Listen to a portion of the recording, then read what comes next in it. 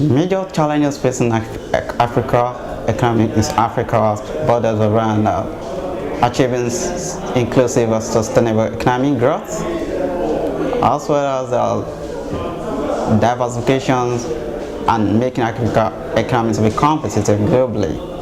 Also, interregional trade in Africa is also low as part of the challenges facing the economy personally. Also, and lastly, the challenges of financing development in Africa without incurring more debts is also a huge task the continent should also look into. Going forward, I think there's a need to strengthen institutions in terms of public service reform, curbing corruptions, and then reducing illicit financial flow. Also, there's need to look into the area of property rights, especially land registration. The continent should also focus on the tapping into the informal economies in the continent, which represent the international labor organizations, and some of the reports remark that 43% informal economic contribute as a percentage of GDP, represent about 40% of the continent's GDP.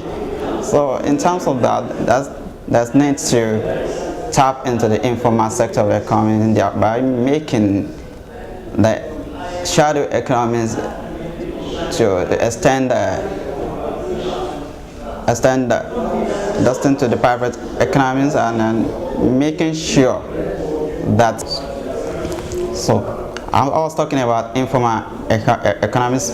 The government and the continent can tap into the informal sector of the economy, so thereby trying to extend regulation to the informal shadow economy, and make financial services available to them, so that as a way of generating more resources, as a way of improving the continent's domestic resources mobilization.